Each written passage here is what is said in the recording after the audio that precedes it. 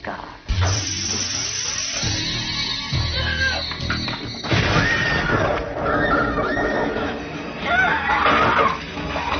Welcome back to Horror Movies. In a few seconds, you're going to listen to a frightening tale narrated by me. Fear awaits you. Watch out and take care. Tina suffers a nightmare where she suddenly sees herself in a boiler room. She hears a strange voice calling her name but doesn't know who it is.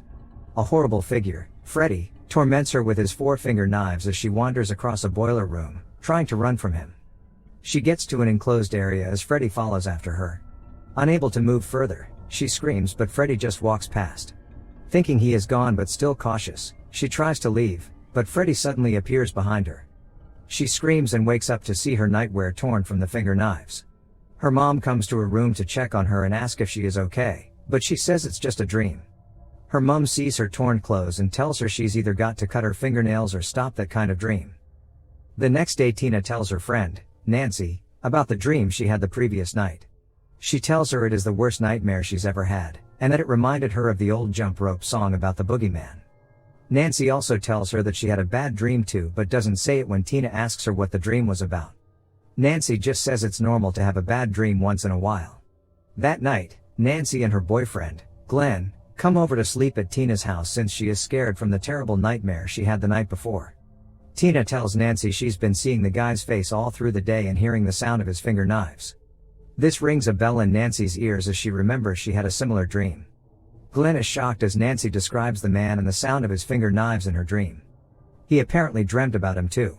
They suddenly hear a strange screeching sound, similar to the dream. They all stand up and go out of the house to check who is there but they don't see anyone. Glen turns back to tell them there's nothing, and suddenly, someone jumps on him from behind. They all get frightened only to discover it is Rod, Tina's boyfriend. He was the one making the screeching sounds. They all then go back inside the house. Tina and Rod stay together in her mom's room, while Nancy sleeps in Tina's room, and Glen is left to sleep on the couch. It seems they just settled a fight and Rod mentions something about both of them not having nightmares anymore. Tina is surprised and asks when Rod had a nightmare but he doesn't say. During the night, the crucifix on the wall in Tina's room suddenly drops and Nancy wakes up. She puts it beside her and continues sleeping. Tina suddenly hears a continuous throw of pebbles on the window and begins to hear Freddy call her name again. Back in Tina's room, Freddy appears through the wall, attempting to attack Nancy but she wakes up and puts the crucifix back on the wall where it was. Tina goes out of the house to check who is there, and continues to follow the direction of the voice. Freddy appears and starts to chase her as she runs back towards the house.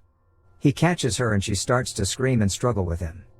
The scene returns to the room where she is beside Rod. She's having another nightmare, but the whole occurrence is real. She continues to struggle and scream for help. Rod wakes up and sees her struggling and screaming but he is confused about what is happening. He starts to see strange cuts on her body as though someone is cutting her, but he doesn't see who. She is suddenly lifted off the bed to the ceiling and carried across the room. She continues to groan and scream in pain before she falls back to the bed and dies. Nancy and Glen wake up and quickly rush to her room to find out what's happening.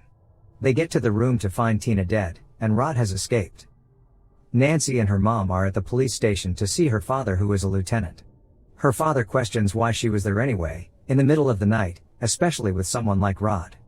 Nancy tells her father that they were there because Tina dreamt that someone was trying to kill her and she was too scared to sleep alone. The next day, Nancy prepares to go to school. She sees a strange man dressed in a suit as she comes out of her house. She continues to walk and turns to check again but doesn't see the man anymore. Rod, who has been on the run from the police, suddenly grabs Nancy from behind and tries to convince her that he didn't kill Tina. Nancy's father shows up to arrest Rod, and he tries to escape but he is soon caught by the police and arrested. Nancy feels betrayed that her dad used her to get to Rod. Nancy gets to school, and as she sits in class, she sees Tina's ghost calling her, and she stands up to follow her. She sees blood along the hallway and Tina's body being pulled away. She continues to call her and follow after her until she gets to a boiler room where she sees Freddy. Freddy gives an evil laugh and starts to chase her. Nancy tries to escape but there is no way out as all the exits are now blocked. Freddy slowly approaches and scares her as he attempts to kill her, but she discovers it's all a dream and burns herself in the boiler room so she can wake up from the dream. She wakes up in class screaming and everyone wonders what is happening. She then realizes she is actually in class. She leaves the class and later discovers that her arm actually did get burned. She goes to meet Rod in the police station to ask him about that night, and he says Tina was being cut with 4 invisible razors at once, which resemble the razors from a dream he also had the night before the incident happened. Nancy is shocked to discover that the killer is Freddy, who has also been tormenting her in her dream. Nancy suffers another nightmare at home while she bathes in the tub. She dozes off and suddenly dreams that Freddy is pulling her down in the tub, trying to drown her. By now you should know that this would affect her in reality too. From then on, she starts to avoid sleeping by every means possible. That night, Glen secretly comes to her room through her window, and she tells him she is going to look for Freddy, but she needs him to serve as a guard and watch her. She plans to sleep and have a nightmare again while Glen stays awake to watch her and wake her up when he notices anything wrong. She has a nightmare again, where she goes to the police station and climbs up the window to check on Rod. She sees Freddy in the cell with Rod and she begins to call out to him so he can wake up. She tries calling out to Glen too, who is supposed to be watching her, but he is already asleep. Freddy starts to chase her and she quickly runs back to her room and locks the door. She tries to wake herself up as she reassures herself that it's only a dream, but Freddy suddenly jumps at her through her mirror and attempts to kill her. Her alarm suddenly rings and she wakes up. While arguing with Glen about him falling asleep, he flees when he hears Nancy's mom come upstairs. After reassuring her mom that she is okay, she heads back downstairs. She then sees one of the feathers from her nightmare in her room. Then, she quickly rushes to the police station with Glen to check on Rod. At the station, she tells the cops on duty, including her father, that she wants to see Rod, but they are reluctant to allow her. Meanwhile, in Rod's cell, he is sleeping and something begins to tie his bed sheets around his neck and pulls him until he is hanging. The police finally agree to Nancy's request and come to Rod's cell only to meet him already dead. However, since they don't know what really happened, they think he eliminated himself. Nobody would believe he didn't kill Tina now. They all go to his funeral, and after the funeral, Nancy tells her father that Tina's killer is still loose. She begins to describe a person that seems familiar to her parents, but they think she's just being ridiculous and affected by the shock. Her mother takes her to an institute for the study of sleep disorders to have them monitor her brain activity while she sleeps. She begins to have a nightmare again and soon starts screaming. Her brain activity gets so high that they quickly rush to her to wake her up. She wakes up with cuts on her arm and surprisingly sees Freddy's hat with her, which she claims she took from his head in the dream. Her mom still finds it unbelievable that Nancy has the hat, and she tells Nancy it's just a nightmare. The hat even has a name on it, Fred Krueger. Glen and Nancy meet and Glen tells her about the Balinese way of dreaming, where they use dream skills to influence their nightmares and get what they want instead. She goes home to see that her mom has fixed bars on all the windows in their home, which she says is for security. Her mom then tells her about Fred Krueger, who killed over 20 kids in the neighborhood. They had to track him down and burn him in an abandoned boiler room, and he died. Her mom even shows her the finger knives he used to kill the kids. It's now 7 days since Nancy last slept. She calls Glen at night and tells him that they should meet by midnight so he can be there to help defeat Freddy when she draws him from her dream, and then warns him to avoid sleeping. However, Glen falls asleep, and Nancy tries all the means to reach him but fails. Nancy's phone rings and she picks up thinking it's Glen, but hears the metal screeching sound. She gets frightened and disconnects the phone, only to try to leave her room and hear the disconnected phone ringing again. She picks it up and Freddy tells her that he is now her boyfriend. The phone transforms to Freddy's mouth and he licks her lips. She screams and damages the phone completely. She then tries to go out of the house to wake Glen, but the door is locked and her mother wouldn't give her the keys. While Glen is asleep, Freddy suddenly starts to pull him into his bed, resulting in a very brutal death, spilling his blood all over the room. The cops come to the scene and see an unbelievable sight as they wonder what exactly happened.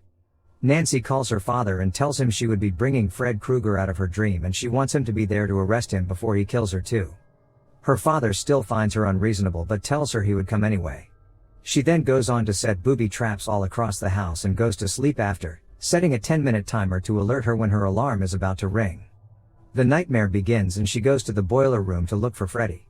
She even sees Glen's headphones as she walks through the boiler room, expecting Freddy to appear. Freddy suddenly appears behind her and she starts to scream and run. She gets to the front of her house and she jumps at Freddy, holding him until her alarm rings. She wakes up but doesn't see Freddy as she expected, and she starts to think she has been unreasonable after all. Freddy suddenly appears behind her and starts to chase her. He falls into all of her traps and Nancy eventually sets him on fire. Her father comes to her aid and Nancy discovers that Freddy has gone after her mom. She and her father get to her mom's room and Nancy sees him trying to kill her mother. She hits him with a chair, Then he falls and vanishes with her mother. Her father still doesn't see anything. He leaves while she remains in the room, then Freddy appears again to kill her. Nancy tells him she knows the secret already, that she's just been dreaming all along and that he is not real. She then uses the dream skills technique she learned from Glen and Freddy vanishes. It's all been a dream from the beginning. At the end, Nancy steps out of the house with her mom, and Glen comes around in his car with Tina and Rod to pick her up. As she enters the car begins to lock itself and the windows wind up by themselves. They all wonder what is happening, and Nancy begins to scream as the car drives itself away. Suddenly, Freddy pulls Nancy's mother through the door. Make sure to subscribe and turn on notifications for more videos like this. Thanks for watching.